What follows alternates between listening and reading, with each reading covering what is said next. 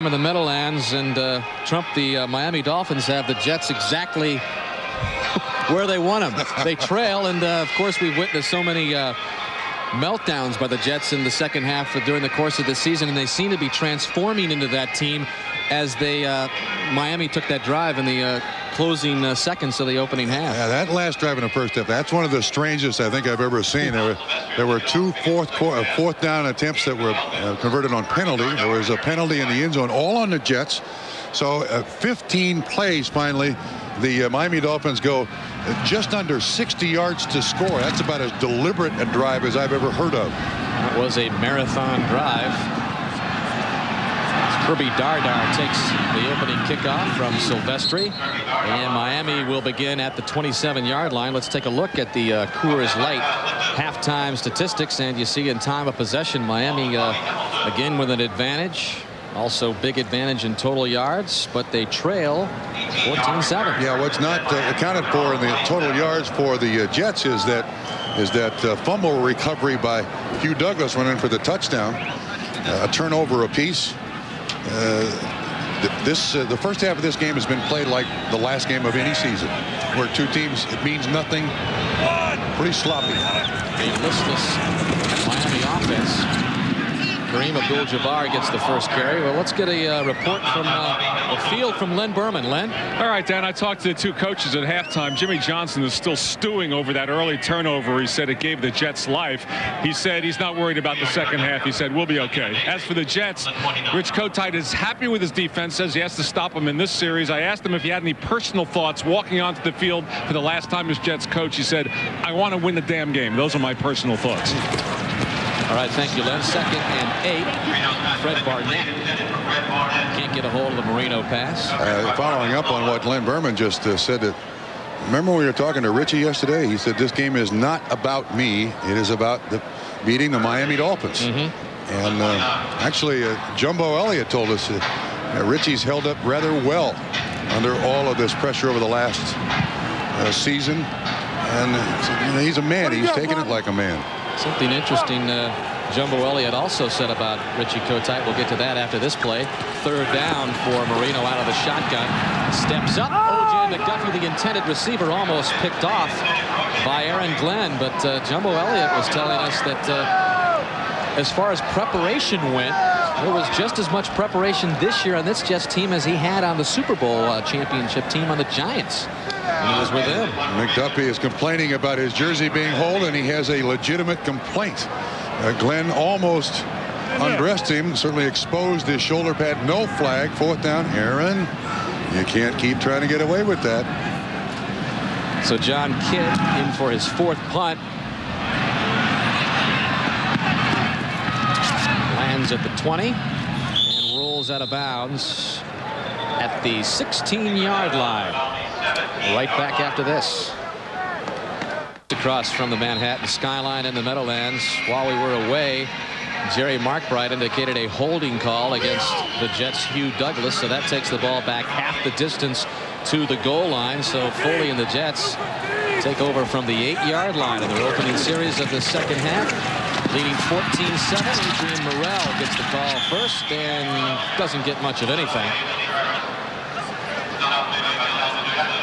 Well, it has been a dismal December record for the New York Jets through the years, and that 1-4 mark back in '93. Yeah, the one win was at RFK. Their last win here at Giant Stadium at home, 1991 in December. Beat Miami in overtime. How bad is that? Just another series of ugly numbers for the Jets organization. Incomplete, intended for Wayne Chrebet. And I was just thinking that last graphic we had, that spans 3 different coaching staffs. Bruce Coslett, then Pete Carroll, and now Rich Kotite. So it's not just one group, it's been several groups who can't seem to get this team to win in December.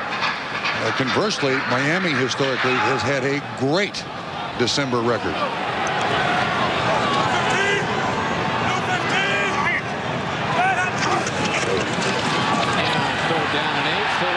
some more time and gets hurled to the ground by Daryl Gardner. Well, the Dolphins are lobbying for intentional grounding, but Foley did make it outside of the pocket, outside of the tackle, so Jerry Markwright allows it. Gardner is right here.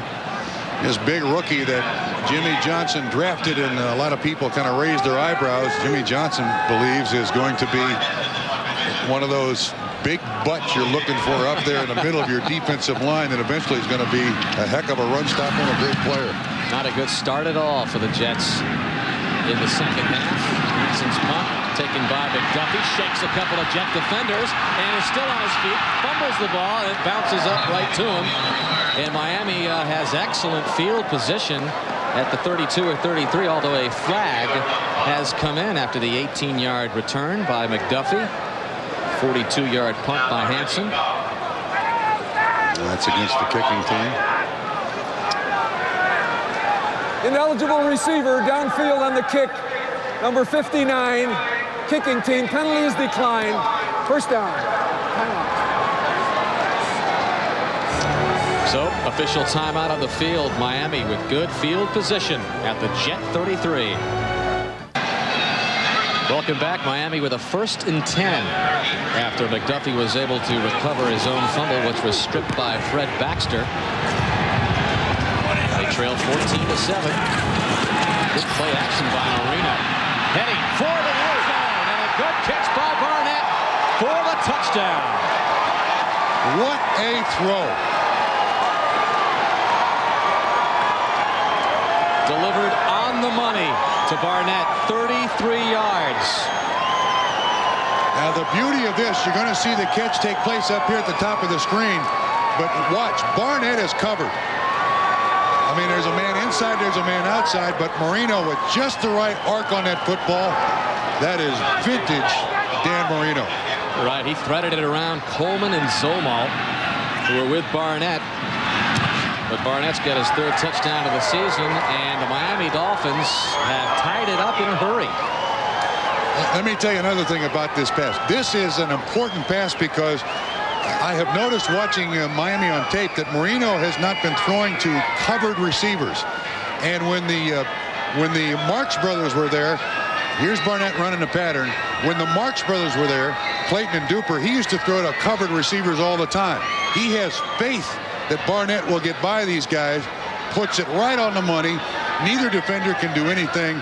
That is a huge step on the positive side for Fred Barnett and Dan Marino and their sense of understanding what each other is doing.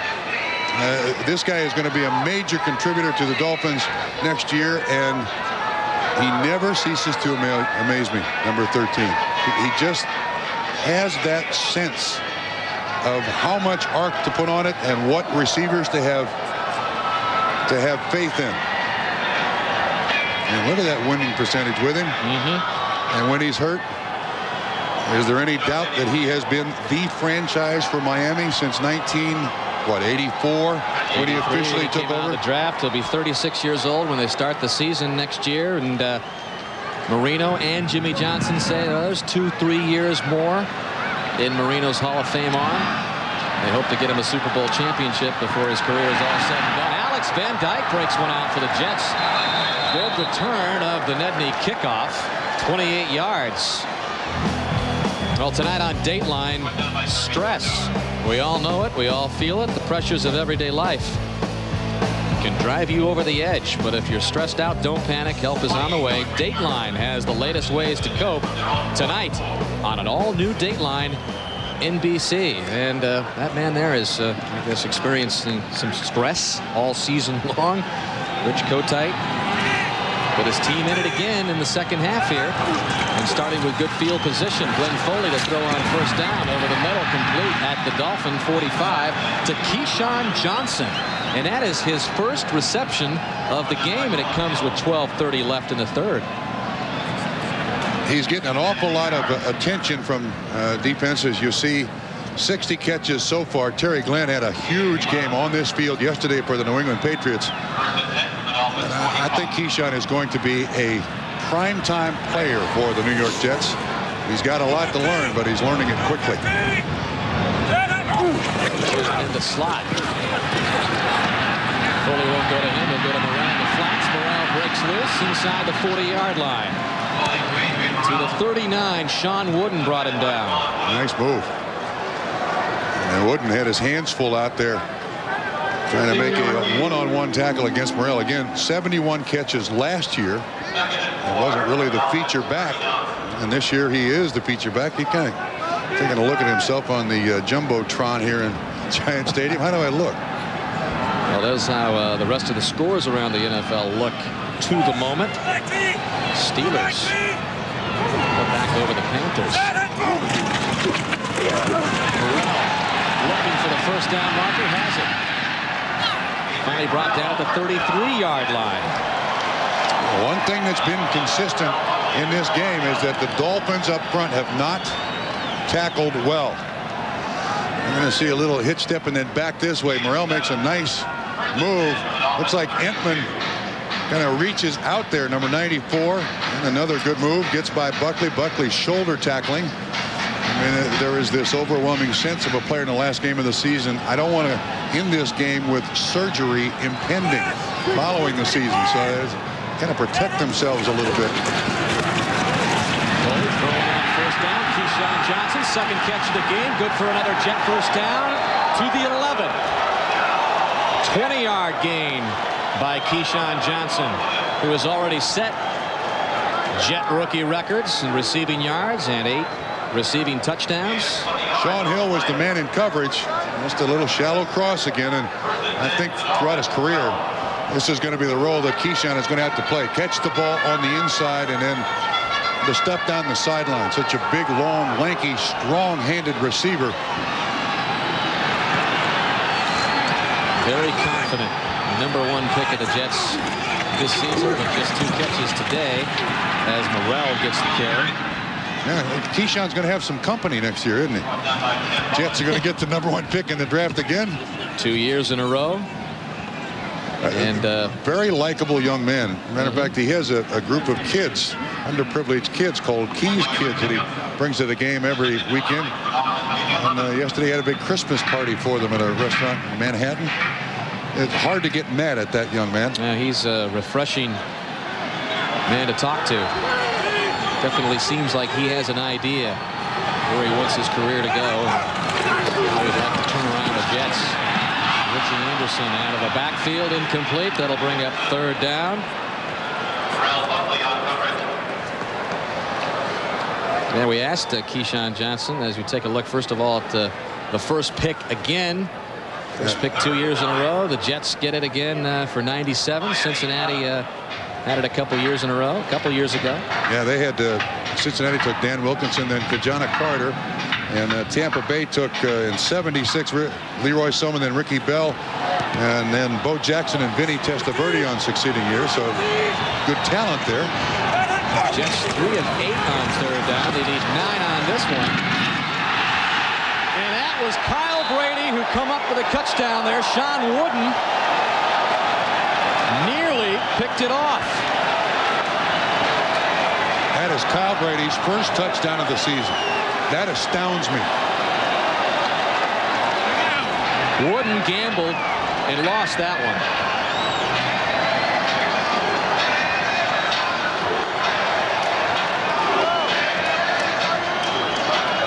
They're waiting for this kid to just blossom. I don't understand it. I don't know why he is not a huge part of the passing offense of the New York Jets. Week 16, his first touchdown reception. So Nick Lowery, chance to put the Jets up by 7, 21-14. Good drive by New York. 7 plays, 56 yards, 3 minutes and 39 seconds. Foley and the Jets regain the lead. The life in the Meadowlands after Kyle Brady's very first touchdown of the season. The Jets with a 21-14 lead, approaching the midway point of the third quarter, and he's had problems earlier in the season, Trump, hanging on to the football. Kyle Brady has, so they probably haven't gone to him as much as they would have liked. That's a bad idea, though. And this kid's good enough. You keep throwing it to him until he catches it. By the way, Foley 4 of 5 for 50 yards on that touchdown drive by the Jets. Irving Spikes takes the Silvestri kickoff, weaves his way up across the 25, and back to the touchdown by Brady. Yeah. The Dolphins are going to run a zone blitz. This is Trace Armstrong. He drops out. We got blitzes coming. Here's Sean Wooden, who eventually is going to try to get over there and knock the ball away. But the timing is just watch 93 drop out. He's supposed to be underneath Kyle Brady. Doesn't get out there. Wooden tries for the interception. Brady catches it for the score. Again, a guy of his talent. You get him out there morning, noon, and night. You get the jugs gun on him. You make sure this kid catches everything. 9th player picked overall in the draft last year. And the Dolphins begin this series by handing it to Abdul-Jabbar, and he begins by ripping off a good chunk of yardage against the Jets. Eric Zolmal, while he forced Abdul-Jabbar out of bounds earlier in the game. A highlight, Abdul-Jabbar going over the 1,000-yard mark for the first time in 18 years for the Dolphins. He has that one thing that you can't coach, and that's speed. This young man can get to the corner in a hurry and is willing to carry it every time you call his number. 15 carries and 61 yards for Abdul-Jabbar. By the way, his rushing attempts this season was also a new team record, surpassing Delvin Williams' mark back in '78. Flag is down. Abdul-Jabbar spins his way for an apparent first down on 2nd and short. Mark Bright will come in and see if the first down stands.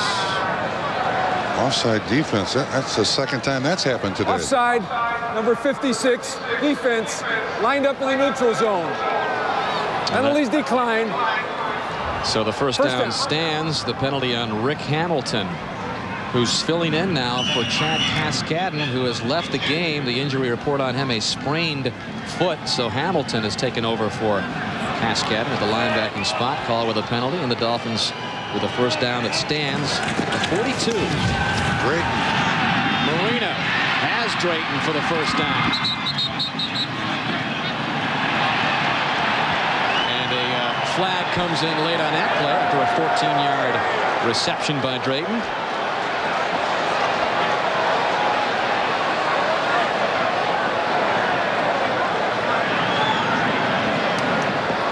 Personal foul, unnecessary roughness, number 21, defense, late hit out of bounds, 15-yard penalty, first down. Victor Green called for the penalty, and the penalty yards really mounting up against the Jets now. Yeah, he's the man in coverage, so he can't get there in coverage, and he makes the... There it is. There's the push, the extra little push. What does that prove? What is gained by doing that? Players have to be disciplined. Even in a season where nothing has gone right, you have to be disciplined. So that moves the ball all the way up to the Jet 28. Abdul-Jabbar turns the corner. Another flag comes in at the 30-yard line.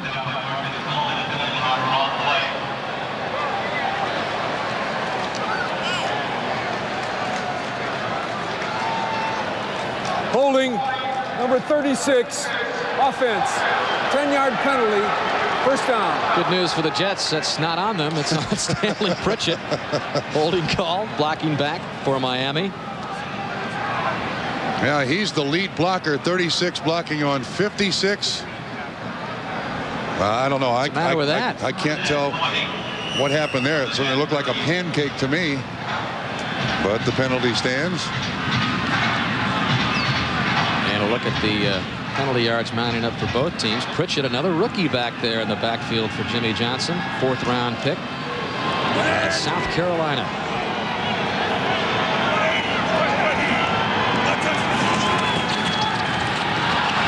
First and 20. Marino steps up, down the sidelines, again looking for Barnett, incomplete. Victor Green was with Barnett, stride for stride. Yeah, Victor Green covered a lot of ground. This is a double zone. The corner's up, the safety's out, and Green's got to get over there to help, and he does.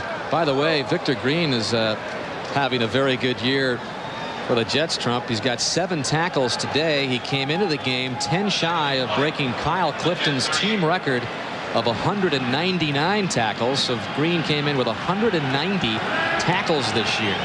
Not a good sign, though, when a safety leads your team in tackles. Somebody else is missing up front. So second down and 20 for Marino. One at Drayton, has Drayton at the 25, short of the first down. It'll bring up third down. Zomal on the coverage of the big tight end, who's hauling in some pretty good gains today. That's his 5th catch, and now he's got 54 yards in receiving. And you can see that Dan Marino is gaining more and more confidence in Troy Drayton. And if you think of the players that the St. Louis Rams have let get away, Drayton, Sean Gilbert, Jerome Bettis, what were they thinking? Drayton traded for the Rams this year for tackle Billy Milner, and he's paying big dividends today as Marino's numbers continue to improve. Third down, though, here. Marino looks left, goes right across the middle. Pritchett will be short. But that is a great play by Dan Marino, because Barnett was the primary receiver, far side of the field, fell down. Marino has an unbelievable knowledge of this offense, finds the outlet receiver, and they're going for it again. Why not? On 4th down. They went for it a total of 4 times in the first half. Missed 2. The 2 made were on penalties against the Jets. So they need the Jets to cooperate here again. 4th and 1. That's all they need. Ball just inside the 20. Trailing 21-14. Hurling is Irving Spikes. And he's got the first down. Indicated there by Mark Bright. So they finally make one themselves. Yes, they do. They didn't have to have any help from the Jets. Pritchett, the lead blocker. Let's see how the offensive line does. Now they get stalemates, and it allows Irving Spikes to get his feet underneath him and then hurdle over the defensive line. Drive continues. Much to the dismay of Kotite. Pitch. Abdul-Jabbar turns it up inside the 10. Is he going to get in? Yes!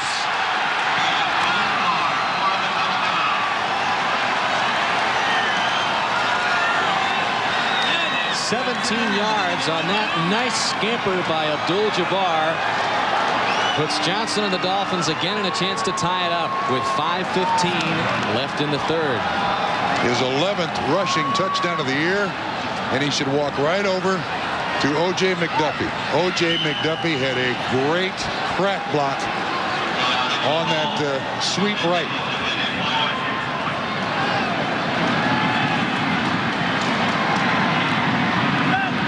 John Kidd with a hold. Nedney punches it through.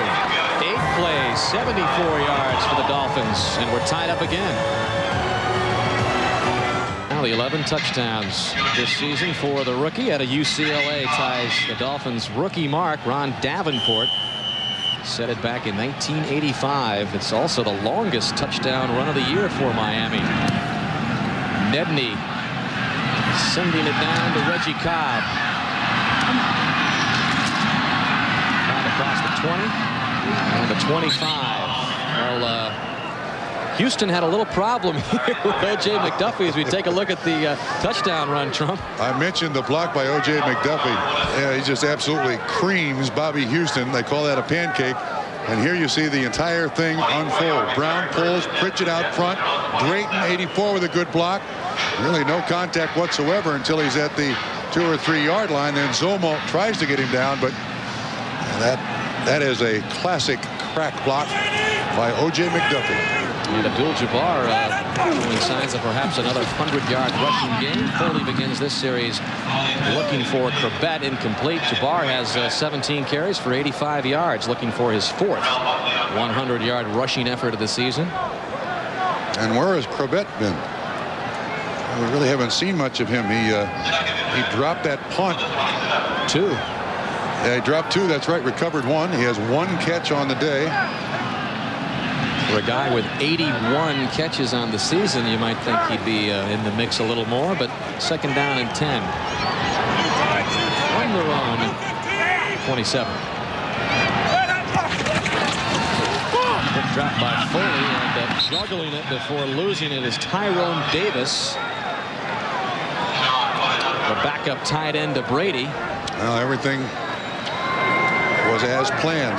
Foley reads the blitz properly. So does Davis. Throw is made. Catch not made.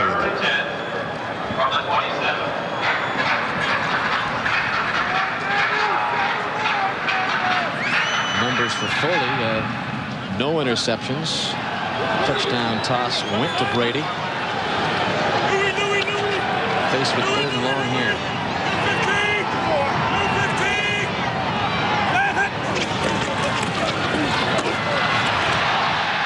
And sacked by guess who?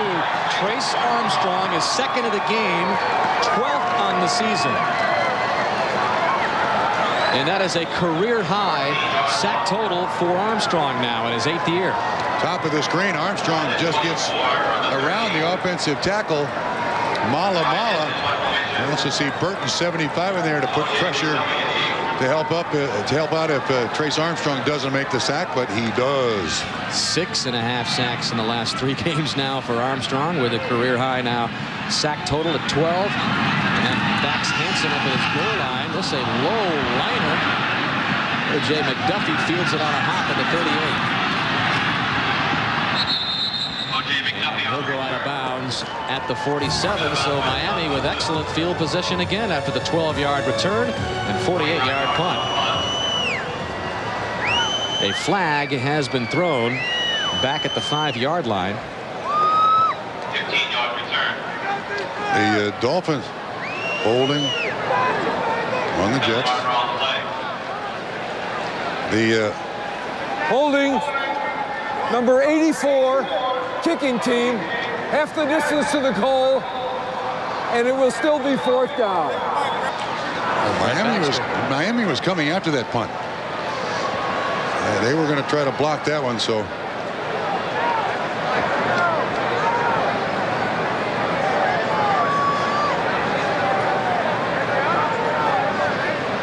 So back they come. This is another aspect of this Jets team that's just been deplorable. The special teams, the penalties on special teams, the mistakes on special teams. So the Dolphins looking forward to the prospects of taking even better field position. Not a good kick by Hansen. Fair catch at the 42-yard line. So instead of the 46, they'll get it at the 42 after the 34-yard punt. Well, a decent crowd in the Meadowlands for Richie Kotite's final game as the Jet head coach. Loyal fans in New York. 70,000 season tickets sold each year. A waiting list. Even with the dismal 3-13 and 1-14 seasons back-to-back turned in by Kotite as Abdul-Jabbar takes the carry for Miami, brought down by Marvin Jones. Yeah, I'm guessing New York football fans, they come to Giant Stadium to see the Giants and the Jets out of habit on seasons like the Giants have had and the Jets have had. That's what we do on Sunday. We go see in the fall, early winter, we go see professional football.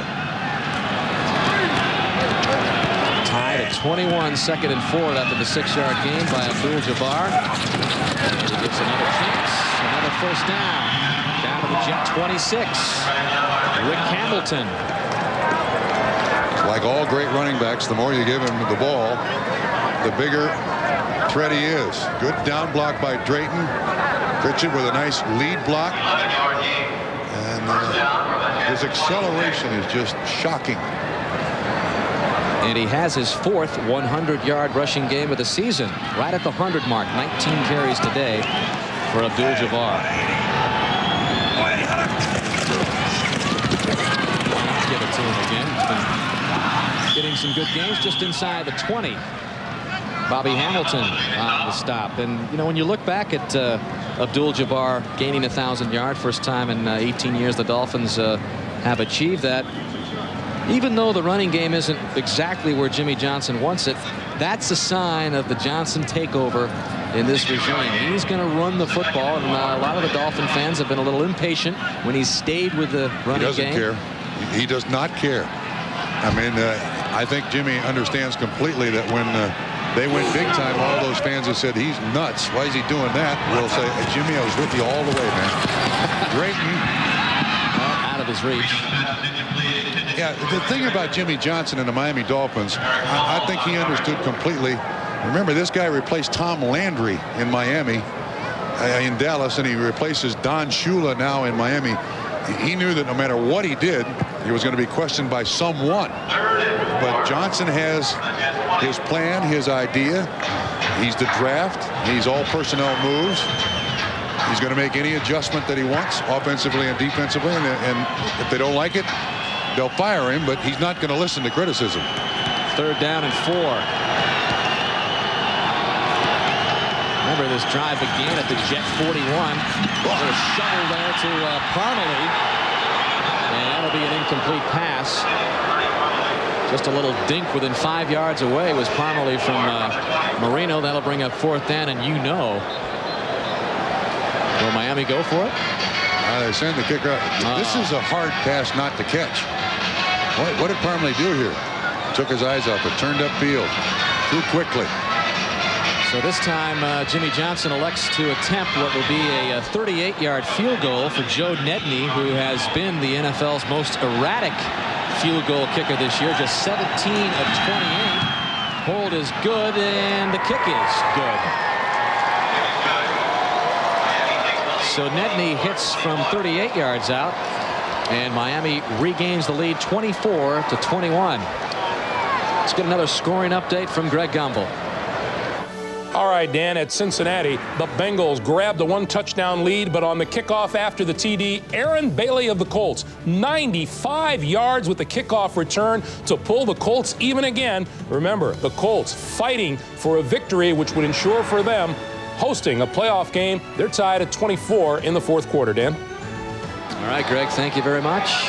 That Indianapolis Colt football team may be the most remarkable football team I've been around.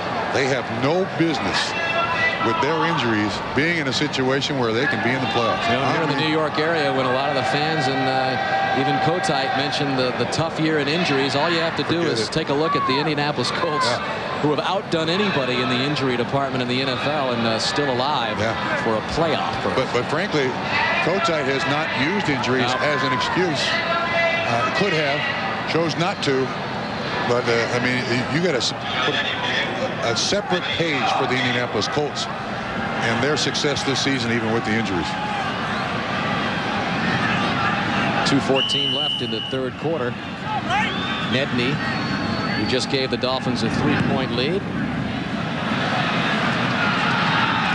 And Reggie Cobb will down it, and that's what Nedney has done so well in the NFL. He leads the AFC with 18 touchbacks. That's his 19th touchback of the season. As we remind you that next Saturday at 4 o'clock Eastern Time, it's The Wonders of Rome. It's an encore presentation of the award-winning film that looks back at 5 of the most famous Olympians of all time. Included in that list, Muhammad Ali, Wilma Rudolph, Rayford Johnson, Jerry West, and Oscar Robinson. You really should try to catch this if you missed it during our Olympic coverage. The Wonders of Rome next Saturday at 4 o'clock Eastern Time, right here on NBC. From the 20, the Jets begin with another 1st and 10. Foley to Murrell. Gain of 2.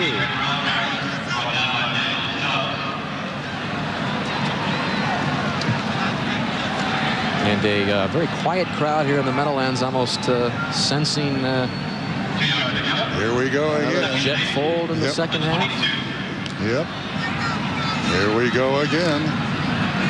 But they're very reserved. I don't know what they're going to do at the end of the game. Do they give Richie a standing ovation? Do they boo him off the field? What do they do?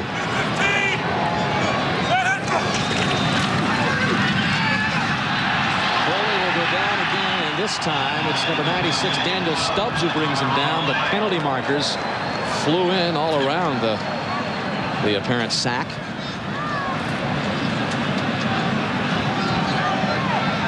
If that sack goes, it'll be the 10th of the season for Stubbs. Nope. Illegal hands to the face.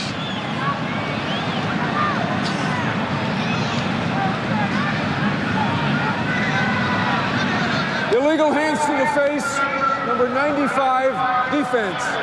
5-yard penalty, automatic first down. Tim Bowens. Another first-round pick. You don't call his name very often in a Miami Dolphins game. You know that?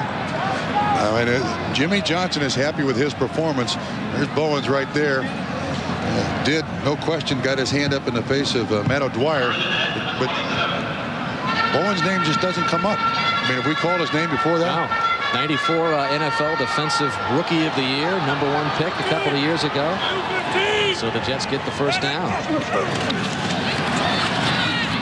Foley going deep down the sidelines for Chrebet. Wooden and Buckley running with it.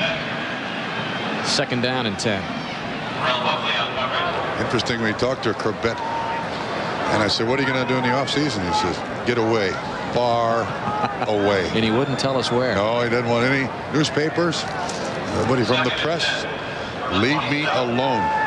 Richie Kotite described Wayne Chrebet as the glue of the football Yeah, isn't team. that something? That's if this team is still together. Yeah. He's the glue of the team.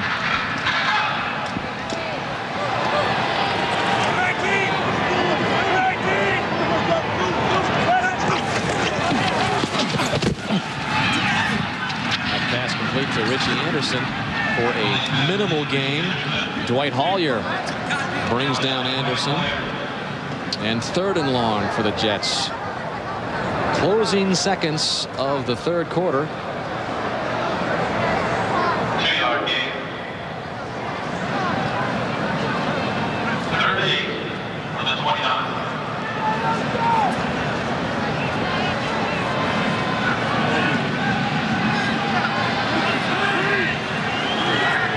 Yards now on 3rd down. Foley trying to get the quick hitter over the middle to Chrebet, and incomplete. 4th down. Jets to punt. Jets had 5 wide receivers in the game again. Had the Dolphin defense spread all over the place, but the ball was thrown before Chrebet could look back, and that's always a tough catch for the receiver.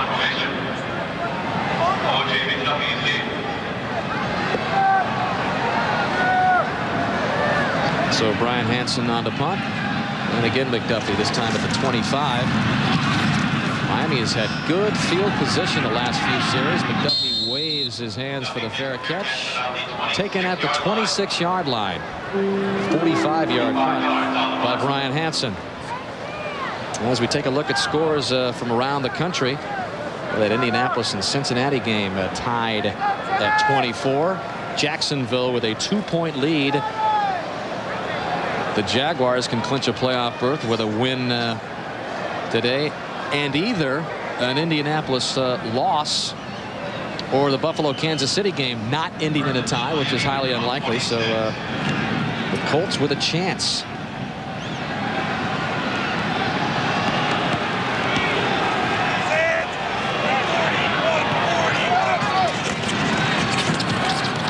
Abdul-Jabbar, who has been the mainstay of the Miami offense, the workhorse in the 3rd quarter.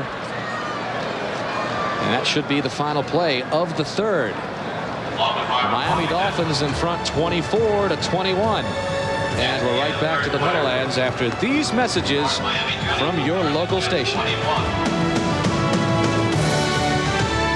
Dolphins with a big 17-point effort in the 3rd quarter to the Jets 17. They lead at 24-21. The 2 touchdowns in the 3rd. Barnett, touchdown reception from Marino, and Abdul-Jabbar, 17-yard run. He gets McGarry on this 2nd down and 6 call. Let's get another update from Greg. All right, Dan, in Buffalo, Bills fans will be thrilled about this. Jim Kelly, 3-yard touchdown pass to Quinn Early. With the extra point, the Bills take a 20-9 lead on Kansas City. If Jacksonville wins today, and they're leading right now, then the loser of this game, that would be the Chiefs, would be out of the postseason, Dan. All right, thank you, Greg. So the only way both Buffalo and Kansas City can go to the playoffs is if Jacksonville loses. It's getting complicated. Yes. 3rd down. Marino's got the first down at That's O.J. McDuffie, and that's his specialty. He's converted first downs on 146 of the 198 times he's touched the ball in his career. Now you know why. Stat. Yeah, now you know why Dan Marino thinks he's the most valuable player. Right. He's the guy that Dan Marino looks at first and most often. Marino is no fool. 5 catches, 65 yards for McDuffie.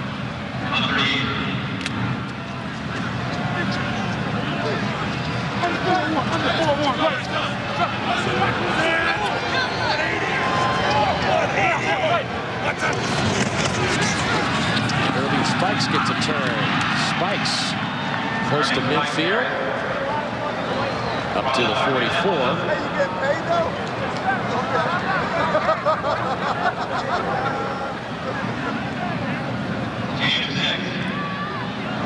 I wonder if Rich Kotite will have another coaching job in the NFL. Not a head coaching job, but a coaching job. Well, he told us he's definitely not burnt out.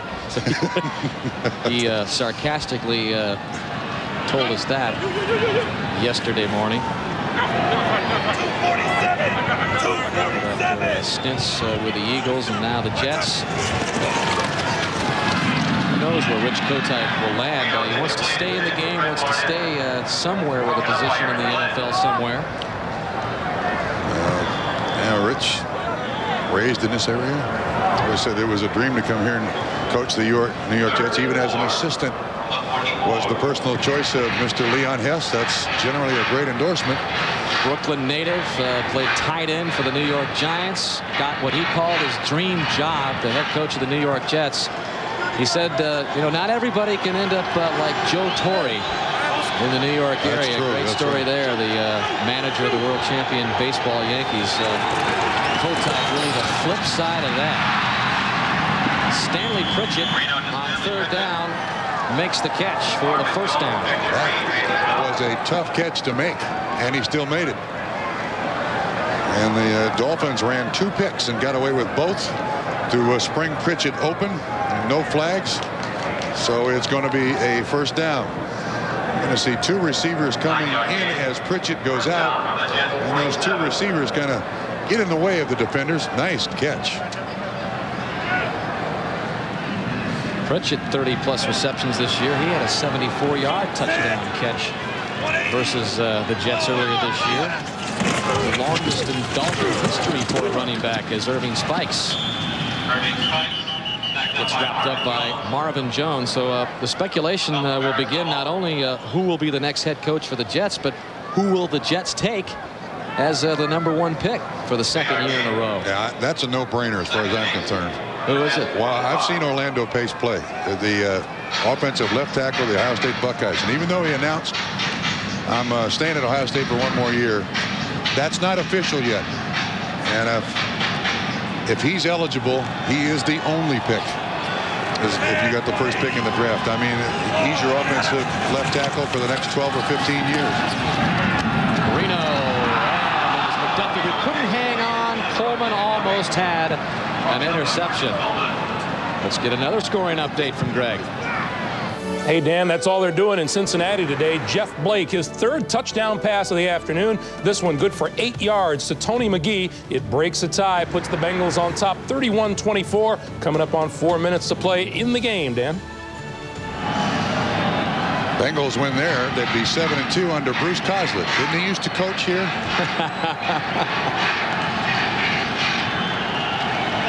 Following Coslett was Pete Carroll for 1 year. For Kotite's last 2 seasons. 3rd down for Marino, and then right into the arms of Aaron Glenn. 5th interception of the season. A flag is down at the 40.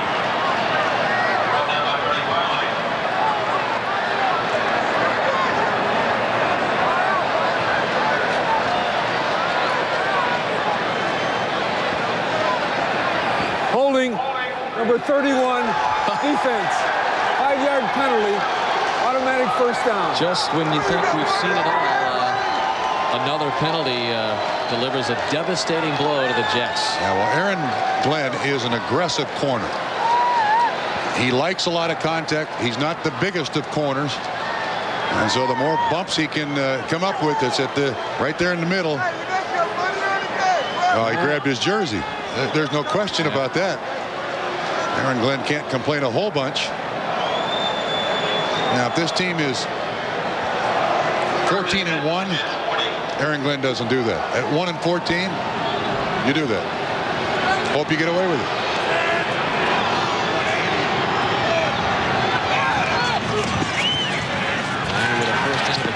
Good play action by Marino, one at Barnett, but Barnett couldn't come back to the ball. Marcus Coleman on the coverage of Barnett, who earlier had a 33-yard touchdown reception from Marino in the third quarter.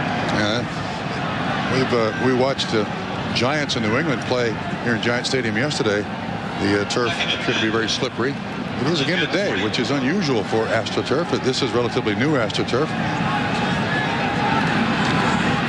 That was the 40th pass by Marino. He's 19 of 40, 212 yards and a couple of touchdowns.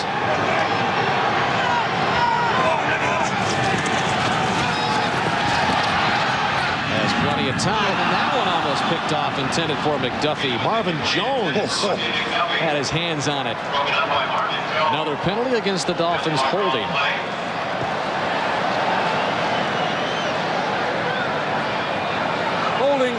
Number 77, offense, 10-yard penalty, second down. Jeff Bucky, 7th-round pick out of Stanford.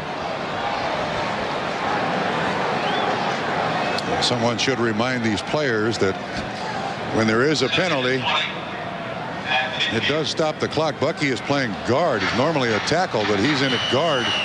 Keith Sims is out of the lineup. Kind of swung around Matt Brock a little bit, and they caught him. So the Dolphins backed up to midfield with a 2nd and 20.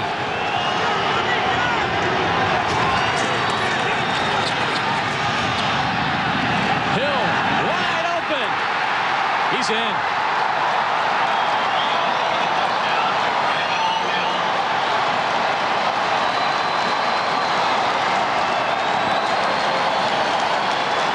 Marino has tried that sideline pattern more than a couple of times today, and finally it pays off. 50 yards to Randal Hill, his 3rd catch of the game. Yeah, Marino does that beautiful part of being a veteran quarterback. He stared right at the safety, kept the safety in the middle of the field so the receiver on the sideline could break open.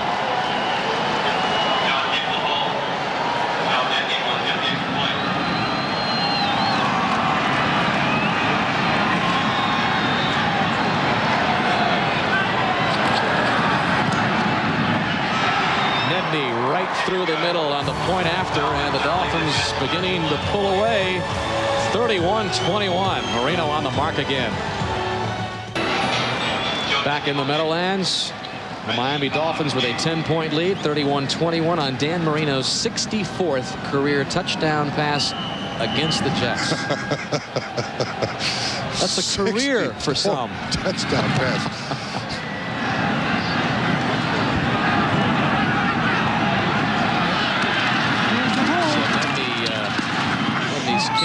Brought out to the 26-yard line.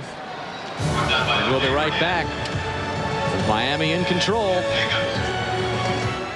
The NFL on NBC is brought to you by Domino's Pizza. Call now to enjoy a hot and delicious Domino's Pizza during the game. For hot and wow, call Domino's now. Well, another reason of what makes Marino so good, Trump. That last touchdown, watch Marino. He keeps looking in the middle of the field. He's looking right down here. And what he does is he keeps Lonnie Young, the pre-safety, in the middle of the field. At the last moment, looks to the outside, finds Randal Hill for a touchdown. Well, coaches hope you can teach that to a quarterback. Marino came to the game with that ability. Well, a quarterback change for the New York Jets. As you look at Marino, Foley is through. Frank Reich has come on. Frank Reich took over in game 6 for the Jets after Neil O'Donnell was hurt, and his first pass on the mark to Webster Slaughter. But he's thrown 16 interceptions. In fact, 20 turnovers in the short stint by Frank Reich, a quarterback. Made Kotite go for the youngster Foley in a hurry. Doing him no favor by putting him in the latter stages of this game. 10:43 to go, final game of the season. I thought they liked Frank more than that. He's got the first down in his first pass. First handoff to Murrell, another good chunk. So back-to-back first downs by the Jets, and they show some life here. 14-yard gain by Murrell before Dwight Hollier brings him down. And how do you account for that? I mean, quarterback change. The spark from Frank Reich, yeah. Well, it should have come weeks ago. Interesting to note, there's the final numbers for Glenn Foley. 10 of 26, 110, no interceptions, which is good. But Frank Reich has started 6 games this year for the Jets. That's the most starts in any season in his career. Chrebet can't bring that one back. Reich for years the backup to Jim Kelly. Son of a football coach. Always a very intelligent player, but everything has gone wrong with this franchise. So why shouldn't there also be great problems with Frank Reich and throwing interceptions? Spent last season with the Carolina Panthers, so he leaves that franchise, and the Panthers on their way to the playoffs. Just under 10 minutes left in this one. Jets at the Dolphin 46. And Foley 2 for 2. This time to Murrell. That one for a short gain of 2 or 3 yards.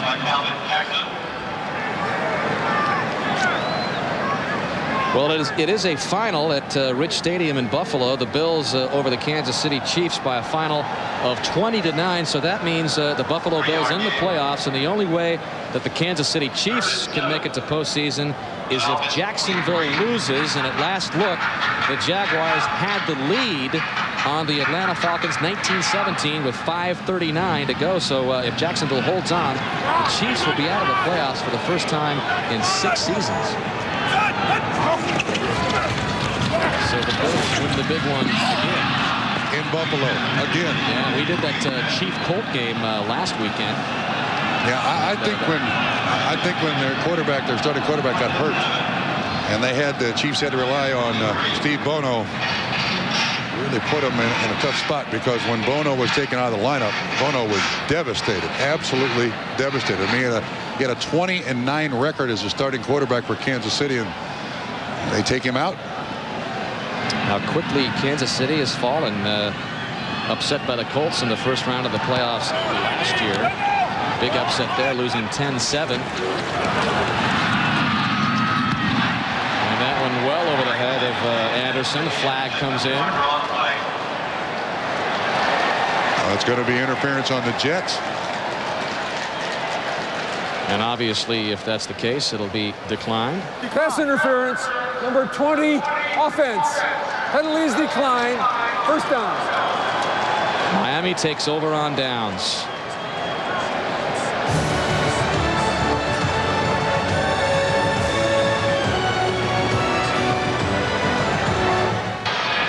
Well, another season in the books for Dan Marino. He's on the sidelines as Craig Erickson will take over, and the numbers for Marino. 3 more touchdown passes added to his numbers. I'm sure the Jets fans would waive the 5-year waiting rule for the Hall of Fame for Dan Marino. Wait 5 minutes and then just put him in Canton. By the way, it's a final in Jacksonville. Jacksonville beats Atlanta 19-17.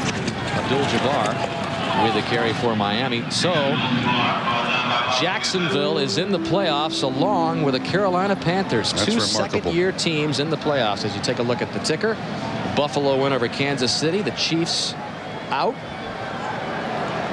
They had the longest consecutive playoff streak run at 6 years. That's over with. Green Bay all over the Vikings, who are in the playoffs already. Eagles also in the playoffs, beating Arizona. And Houston and Baltimore playing out the string. The Oilers get the win there. Interesting comments by Jimmy Johnson on Craig Erickson. Trump. He says, "Hey, we can get this thing done with Craig Erickson at the controls." Yeah, he said, "I've known Craig Erickson since he was in high school. He loves being in South Florida. And of course, he most recently the most famous guy in the NFL for being replaced by Jim Harbaugh. He went up to Indianapolis to be the Colts savior, and Harbaugh just took it away from him and has never relinquished that spot. He goes down to Miami. Jimmy thinks he can revive his career. Yeah, he says down the road when Marino is through, Erickson can get it done for us. I think there are other quarterbacks out there that Jimmy Johnson. You mentioned one in particular. I won't bring his name up. Oh, why not? How about he wears number 8? Does that narrow it down? Let's see. It narrows it down to Steve Young, Mark Brunell, All right, wait a minute. Troy Aikman. A right-handed number 8. Okay, that narrows it down to Aikman and Brunell. Brunell is left-handed.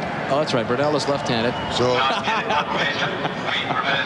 now you can move to double jeopardy. Well, I'm trying to think of another right-handed quarterback who wears number 8 besides Aikman. No, it is. And I think it's Troy. I think it is too.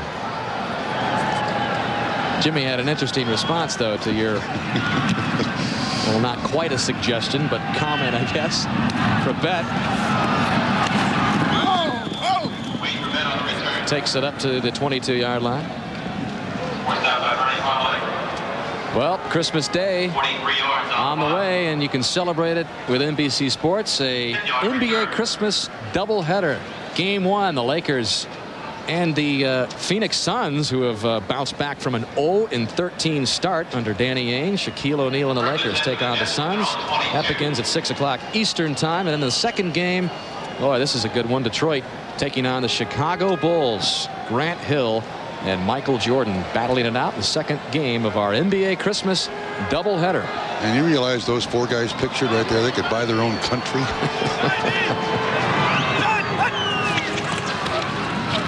Frank Reich on the mark. Keyshawn Johnson. Johnson's got a first down. Well, let's check in again with Len Berman. Len? All right, thanks a lot, Dan. There was a lot of concern about what the fan reaction would be here today in the Meadowlands about the Jets. Well, I think the Rich Kotite announcement Friday sufficiently diffused that situation. There won't be some kind of ugly demonstration, although I should point out, as many Jet fans are leaving, there's a great number of Miami fans here today cheering the Dolphins. Guys? All right, Len, pass complete to Chrebet. And now the next bit of excitement here in New York is who's coming in? Who are they going to take? Who are they going to get as a head coach? Well, the fans, that never got out of Reich's hand. The fans obviously want Bill Parcells, and really this is exactly, Parcells is exactly the kind of guy this franchise needs. They need somebody good player personnel, somebody that can change the attitude in a hurry. Knows what goes on in the New York area. Well, Len, I know you have something to add to that as well. From the 41. Well, guys, you know, there's so much discussion about who the next coach will be, but I think the first order of business on the Jets will be selecting that general manager. Dick Haley is their player personnel man. If he doesn't get the job, they're going to go out and get a general manager. Then the coach kicks in as issue 2, the draft issue 3. Webster Slaughter makes the catch, but what about a coach who acts not only as the coach but also the general manager? And you know Bill Parcells will be that type. He's not going to come in here unless he's got control. Lynn may be right, but if the Jets make that choice, general manager first, you can eliminate Bill Parcells, in my estimation. And there's one other coaching prospect that we can eliminate since there's been so much speculation with former NBC analysts. We can now declare here today, Bob, that Greg Gumbel has not been contacted for the head coaching job of the New York Jets. If there's anybody, not a candidate, just to make that official. If there's anybody that's a candidate working for NBC, it's either Ditka or I, because we're ex-tight ends, and the Jets like ex-tight ends as head coaches. There are still rumors swirling around Chris Collinsworth, whether he has been contacted. But no, Joe Gibbs' name has been brought up. Ditka's name has been brought up. The only name not brought up is Howard Schnellenberger. Injured player for Miami is Calvin Jackson. Stops the clock with 5:59 to go. I gotta make this comment too. The Jets are trying to make up for a major mistake in my estimation. They got rid of Bruce Kozlik, who is now a head coach in the NFL. And then they got rid of Pete Carroll, who is now the defensive coordinator for the 49ers, and Greg Robinson, who is the defensive coordinator for the Denver Broncos. Now, that's 3 excellent coaches. They had 2 of them as head coaches. I don't know who's making the decisions. It's been a while since they made the right one. While you all ponder that, we'll take another break. 82-year-old Leon Hess, chairman of the board of the New York Jets, the man that chose Rich Kotite a couple of seasons ago and declared him head of the Jets family, and that's the kind of organization that Hess runs. You are one of the family when you get hired. I did hear someone say the other day, though, that their comment was that Leon Hess doesn't care about the New York Jets and whether they win or not, because the Jets are basically a toy truck to him. Or a hobby sideline. Hobby. And I do think Mr. Hess, at 82 years old, would like to have his mitts on that Vince Lombardi trophy. I mean, I think he's certainly, dollar-wise, shown that commitment. Right to Webster Slaughter, and that should be a 1st and goal for the Jets after the 27-yard gain by Slaughter. And with 5 minutes remaining and a 31-21 score, Jets get a touchdown here. They're right back in it. Or a field goal for that matter. They need 2 scores no matter what. And Frank Reich has looked very, very good in these latter stages of this game. It's Slaughter's 5th catch of the game to the end zone for Keyshawn, incomplete. So it'll bring up 2nd down and goal from the 9. And Rich Kotite told us that I asked him the most important thing for the next coach coming in here, and he said continuity. Keep these players. We're not that far away. And I think he's right. This is not a disaster case. When he came in, they had no talent, 0 talent. Matter of fact, neither did Pete Carroll, neither did Bruce Coslett, but they won games. But Rich Kotite, through free agency, $60 million worth of free agency, they've got good talent here. Right out of the shotgun for the end zone. Touchdown, Jets, Wayne Chrebet.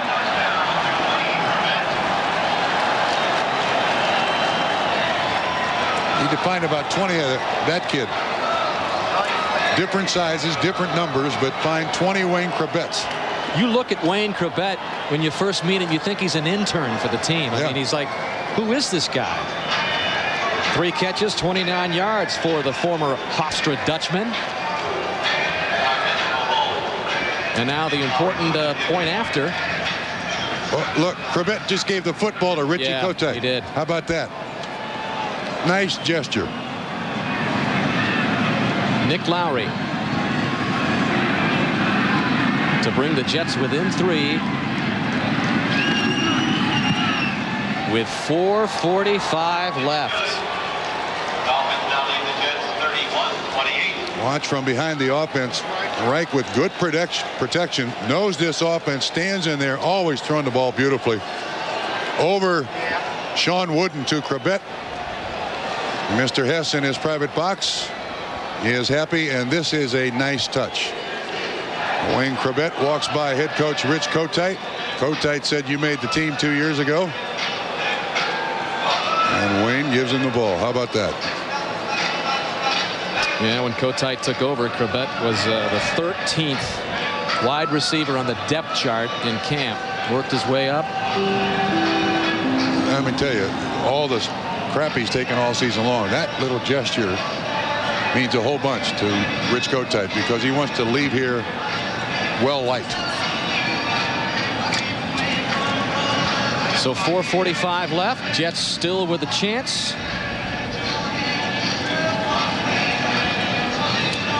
Trying to record just their 2nd win of the season. Rich Kotite, last game as the Jets coach, 4-27 mark. And trying to go out a winner. Well, that's a lot of losing here. 4-27. My Lost goodness. 7 in a row in his last year in Philadelphia. Well, onside kick expected by Miami. Their hands team is on the field.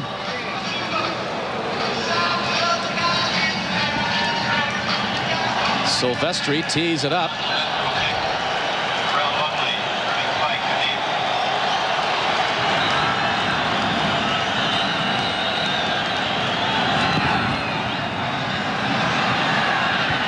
And Irving Spikes comes up at the 16-yard line and dragged down at the 30-yard line. Clock stops, 4:36 remaining, and special teams tackle made by Rick Hamilton. So on again Marino's comes Dan Marino. He's coming back in. Craig Erickson had taken over for Marino. Interesting. Jimmy Johnson is not interested in people earning letters. He's interested in winning games, and he thinks that Dan Marino can ensure that victory. You see how bad Marino was limping when he went in there? And his ankle gets cold. Boy, he really looks gimped. Miami from the 29, 4:36 remaining. Miami with a 3-point lead over the Dolphins, over the Jets rather, and Abdul-Jabbar stopped for a short gain of maybe a yard by Hugh Douglas. And this was the scene a moment ago, as you said, Trump, hobbling in a little bit. Yeah, he still cannot get up on his right toe. He has basically no strength in his right calf whatsoever. Had surgery on that torn Achilles tendon and broke the ankle. But the upper half has been fine all these years. Even though he looks like he's taped together with chewing gum and baling wire, he gets the job done. 2nd down and 9. One incomplete. Intended for Drayton, the tight end. That'll bring up 3rd down. And the Jet fans who have remained a little more optimistic now. Plenty of time left. 3rd and 9 from the 30.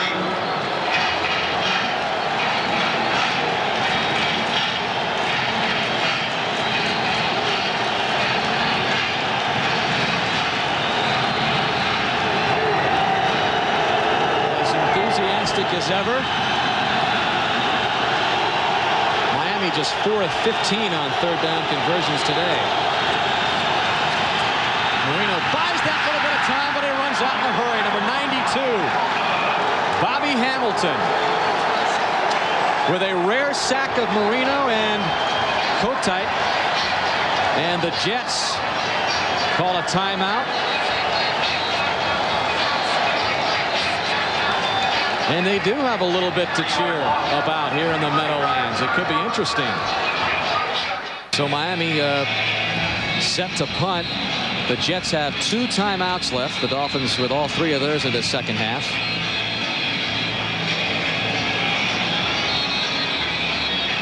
One other final in the NFL to pass along. Carolina beats Pittsburgh 18-14. The Panthers are the NFC West Division champions. Isn't that amazing? 2 wins over San Francisco. They finished 12-4. Is that right? 12-4.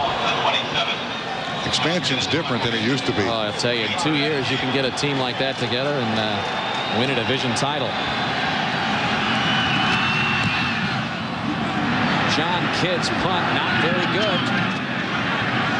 Jets are going to get decent field position at the 37-yard line with 3:41 left. Just a 35-yard punt by Kidd. And on again comes Frank Reich, who earlier took over for Glenn Foley. So now it's up to Reich to try to lead the Jets to Richie Kotite's victory, perhaps. And the Jets they just tantalize their fans, you know. They just.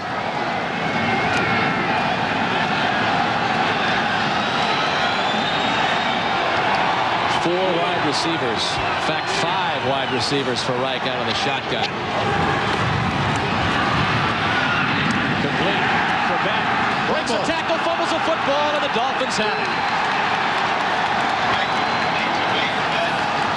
Terrell Buckley recovers the fumble by Chrebet, who had done a nice job of getting away from a couple of Miami defenders, but fumbled the ball, and with it, perhaps the hopes for a victory for Kotite. Actually, Dan, that's his 3rd fumble of the day. He's lost 2.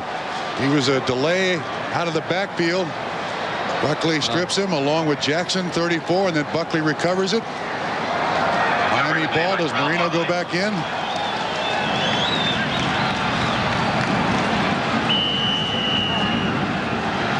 Third fumble today. 2 of them lost.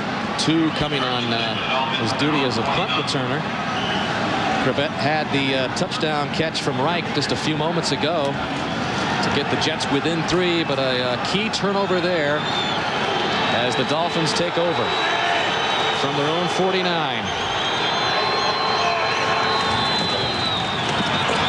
Abdul-Jabbar goes through the middle. First down for the Dolphins. Zomal with a stop.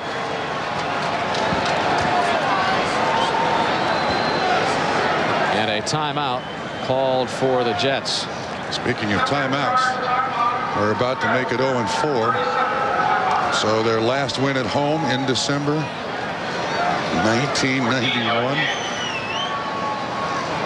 They've lost 11 home games in a row.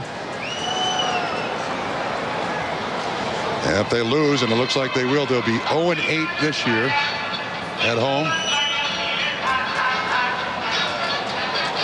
And 1-15. Again, just 4 NFL teams. It would be the 5th NFL team with a 1-15 mark. And remember, it was the Jets who led at halftime 14-7. So for the 6th game this season, they've led the game going into the second half only to lose. Yeah. I mean, we can go on forever with these. You're right. It never ends. It's just the same old song for Kotite. But, you know, you mentioned 1-15. Jimmy Johnson was 1-15 at Dallas. In 89. And turned it around. I don't know if there's another Jimmy Johnson out there. Well, Jimmy went 1-15 and then went 7-9. And Rich went 3-13 and backed up with an apparent 1-15 mark. Abdul-Jabbar.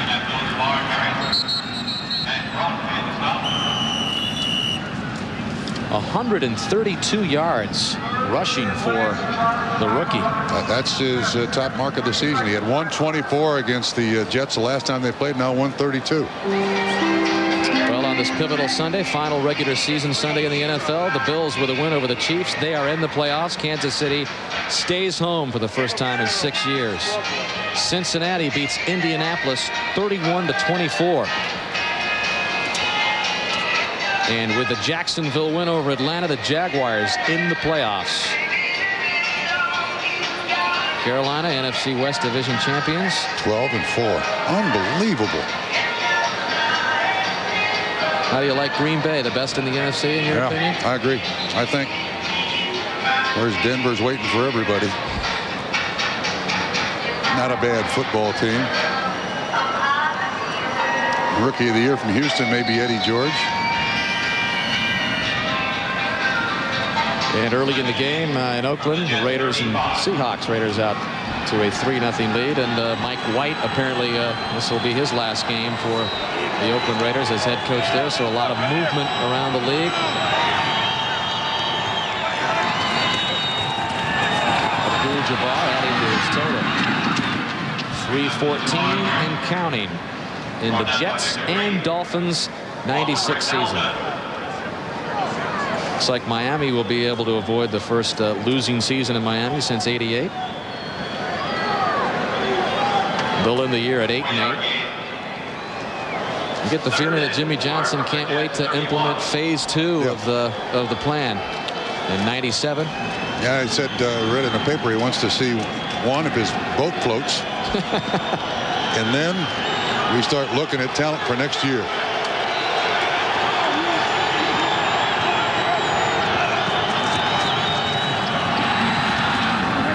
For Abdul-Jabbar with another first down knocked out of bounds by Marcus Coleman.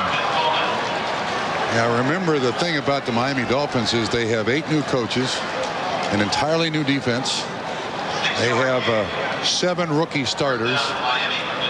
And there's tremendous change on this football team, and to be 8-8 is actually pretty good. And they also have available cap money. Johnson told us about what, $3 to $4 million. He trimmed some of the big contracts that he thought were in place, and he's got himself in place. Although he does believe in building a team in the draft, he wants to get those 1, 2, 3 free agents. Yeah, but 98, he's free and clear. Next year, he's got some cap money to pay off on the guys gone like Eric Green and others. Abdul-Jabbar close to another first down. As we approach the 2-minute warning. You promise? Yes. 149 yards for Karim Abdul-Jabbar. We've reached the 2-minute warning. 2 minutes left for Rich Kotite. Dolphins hanging on to the 3-point lead. 2-minute warning. And Miami second down 3. Abdul-Jabbar should have the first down. And that should be the game. And that should do it. Yeah, 1 first down inside 2 minutes. Jets have no timeouts.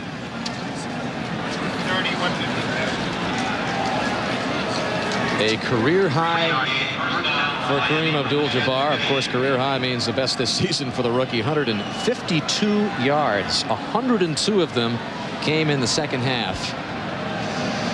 Went over that magic 1,000-yard threshold for the Miami Dolphins. It is magic. First time since 1978. Yep. Dan Marino takes the kneel down, gives us a chance to thank some of the NBC staff. First of all, executive producer of NBC Sports, Tommy Roy. Today's game produced by Bill Bunnell and directed by Dick Klein. NFL on NBC studio show produced by Ricky Diamond, directed by John Gilmartin. Associate director of today's game, Ross Schneiderman.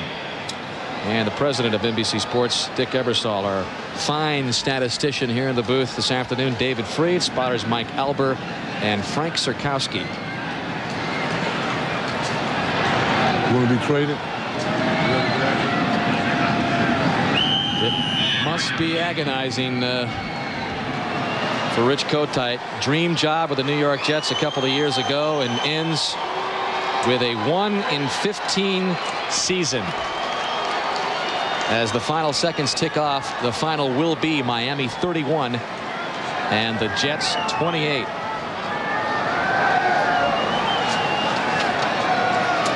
So the Dolphins think about next year with Jimmy Johnson 8-8 for 96. Who knows what the future holds for Rich Kotite. We will be back after this. Once again, the final score, Miami wins it 31-28. Coming up next, don't miss the exciting conclusion of the Lexus Challenge hosted by Raymond Floyd. Some of the biggest celebrities paired up with golf's biggest names like Arnold Palmer, Chichi Rodriguez, and of course the host Raymond Floyd. That's coming up next right here on NBC Sports. So for Bob Trumpy and Lynn Berman, I'm Dan Hicks saying so long from the Meadowlands in East Rutherford. This has been a presentation of the NFL on NBC.